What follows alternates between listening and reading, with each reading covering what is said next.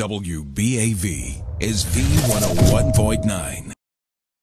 What are some of the factors? You know, is it just the music? Is it the message? Is what goes through it's your everything. mind? I want to make sure that, you know, when people put my album on, that the whole family can sit down and listen to it. That's very important to me because I, in fact, have a family now. And even before I was married, I, you know, wanted to make sure that my grandma and everybody that knew me would be proud of the music that I put out. So I did my best to make sure that I never went too far, you know, to the left.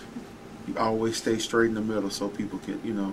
And I think that's really quite admirable because a lot of people don't care. They just care about that dollar, that bottom line. Well, you know, I think the most important thing is what people remember about you after you're gone. And I don't want people to have anything negative to say about Ruben Studdard when I leave this earth. So.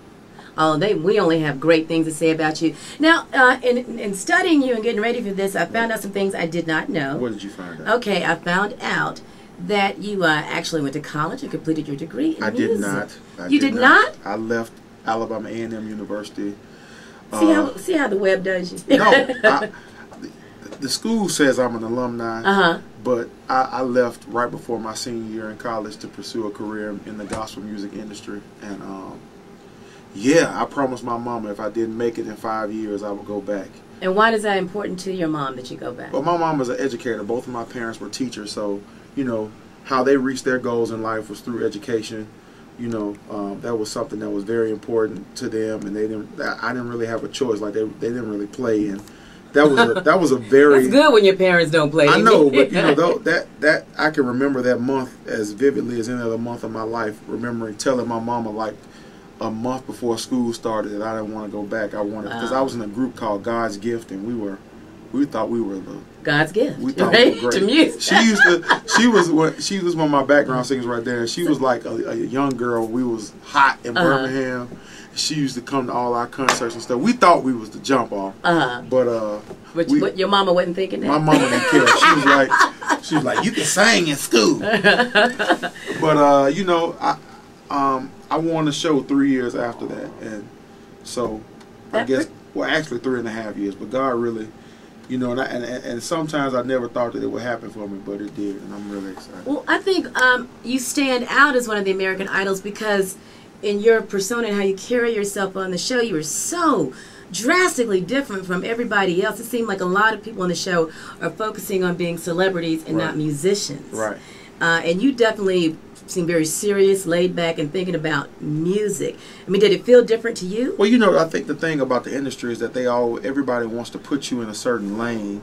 And the one thing that impressed me so much about older artists like, you know, Frank Sinatra or Sammy Davis Jr. or Nat King Cole, is that they were able to do so many different things without being put inside a box. And now, you know, and people like Sam Cooke also were able to do those things. And now, you know, if you're an urban AC artist, that's how they want you to stay. You can't do jazz or gospel. When Elvis Presley, you know, I think like most of his Grammys came from his gospel music. I mean, he's the king of rock and roll, and the majority of the Grammys that he won came from his gospel recording. So, you know, I think that, you know, people should allow artists to be just that, artists, because music is so universal and everybody can enjoy different types of music without having to be stronghold by one genre. Well, as an American Idol winner, usually they come out in a pop format, and you didn't. Right. So now, how did you manage that when nobody else got away with it? How did you pull it off?